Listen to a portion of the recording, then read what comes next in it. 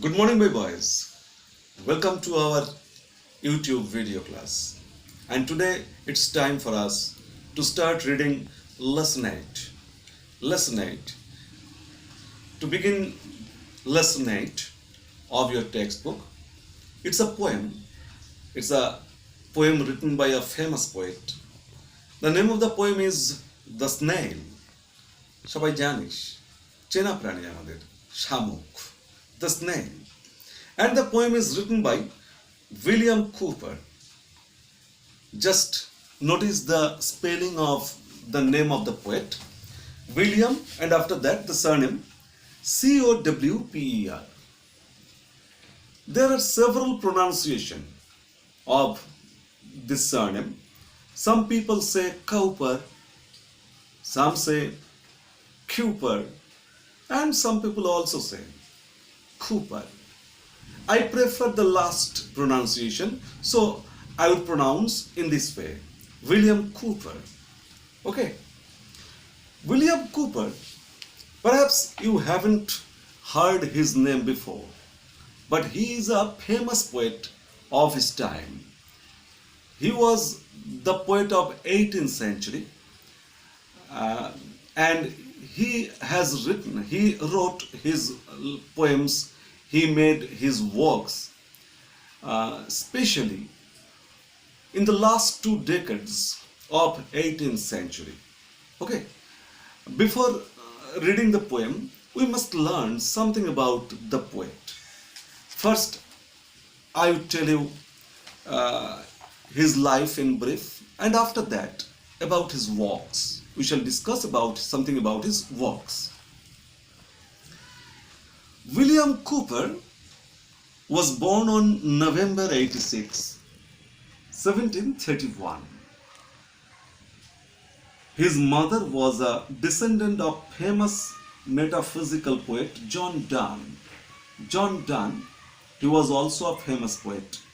If you make higher studies in English, you will have to know the name of this poet. He was a very famous English poet. And Cooper's mother was a descendant of this poet, John Donne. He studied law. Cooper studied law and was admitted to the bar in 1754 to become a lawyer. In 1763, Cooper suffered a complete nervous breakdown.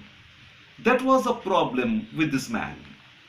He suffered a lot with his nerves, from nervous breakdown, from his utter nervousness, and many sorts of ailments related to nerves. He suffered a complete nervous breakdown as a consequence of worry about an examination he was to take for a clerkship in the House of Lords. To get admitted to the House of Lords as a clerk, he had to sit for an examination, and due to the worry of this examination, his nerves were broken down. He got his nerves absolutely broken. So he could not achieve what he was meant to achieve. After several attempts at suicide, he was sent to a sanatorium. You know, my boys, that is a problem with the people, with the persons with hypersensitivity. This world, this earth, is not a proper place for people with great sensitivity. And it was the problem with John Keats also, the great romanticist in 19th century.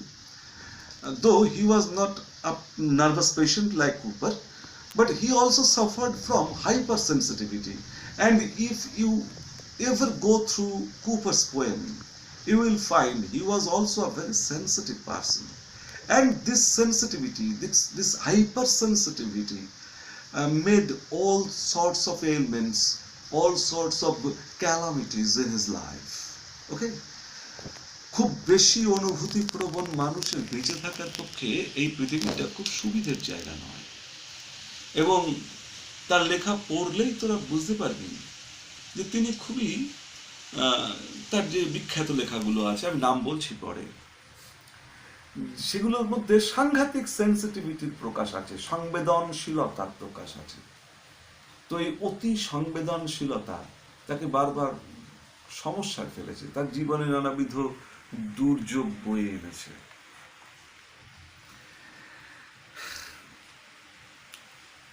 So he was sent to a sanatorium for the treatment of nervous disorder. After getting cured for the time being, Cooper spent his life under the care of several friends and patrons. So when he got cured temporarily, such nervous disorders can never be cured permanently. After being cured temporarily, he was sent to the care. He got help from a number of friends and patrons. Okay, notably Mrs. Mary Irving. He was a widow of a clergyman. She had a great affection for this person, great affection, and took much care of Cooper. Cooper also get help from John Newton. John Newton, not Isaac Newton, but John Newton. John Newton himself was a clergyman. And afterwards we will find that he composed some poems, some hymns in collaboration with this clergyman, John Newton. He also got help from Lady Huskett. She was his own cousin. Okay. In collaboration with Newton, Cooper wrote numerous hymns. স্তোত্র যাকে বলি আমরা, ঈশ্বরের উপাসনামূলক কোনো লেখা, তাকে hymns বলে। তো সেগুলো তিনি লিখেছিলেন জন নিউটনের সাহায্য নিয়ে। His life after 1765 was one of rustic retirement. But after 1765, he got retired from his surroundings, seems to get retired from his surroundings.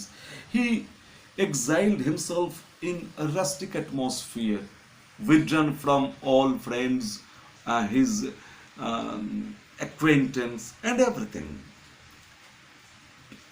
Still, his life was often got punctuated, often got troubled by severe breakdowns in 1773, 1787 and also in 1794, at least thrice. After he got self seclusion in a rustic atmosphere. He was attacked by this nervous disorder at least for thrice, in 1773, in 1787 and also in 1794. আমি বলেছি যে এটা কখনোই পুরোপুরি curable নয়। His intermittent mental breakdowns were generally characterized by severe religious glooms. That is the problem. I have told you, that is the problem with the hypersensitive people. He had a great fascination for religion, for Christianity. He had love in God, he had love in Christ, he had love in religious truths, philosophy. But problem was that such religious faith, such religious what should I say, interest often made him gloomy. He got religious glooms, and often by a sense that he was irrevocably damned. That is a Christian concept, that some people having committed any sin are damned. He did not commit any sin, but himself thought, perhaps he himself thought of committing such something like that, and he thought that he was absolutely, irrevocably damned, and it made him more gloomy, more and more gloomy, and created severe nervous breakdown in him. He died with a broken heart due to his mental dilemma and fatigue on April 25, 1800. He died on April 25, 1800, and that was also due to um, his nervous breakdown. He died with a broken heart. Okay? Not of any disease. He did not die of any disease, specially. It was a prolonged nervous disorder that made great problem in his personality, and it also pounced on his health, on his physique, and as a consequence, he died on April 25, 1800. Okay, that is the biography of William Cooper. Now, before discussing his works, his poetic achievement, his literary achievement, I am just telling you one thing. Perhaps you haven't heard of 19th century romantic revival in English poetry. Perhaps you haven't heard so far. In higher secondary classes, you may know something, you may be informed about this if your teacher would tell you. And in case of higher studies, you must come across this period, because this period of English literature, the Romantic Age, the age of Romantic revival, that continued from 1800 to 1830. We have great poets, great essayists. It was a golden period in English literature. It is called the age of Romantic revival in English literature, from 1800 to 1830. Perhaps you are thinking, sir, this person, William Cooper, died in 1800. Why are you talking about an age after his death? Is there any relevance? Is there any relevance with William Cooper? Yes, my children. There is a great relation between this age of Romantic revival and William Cooper. You will find afterwards in your later life, if you get interested, that the 19th century Romanticism in English literature came after 2 centuries of absolute materialism in literature in 17th century and also in 18th century. They banished the men of literature, banished all sorts of imaginative faculties in these 2 centuries.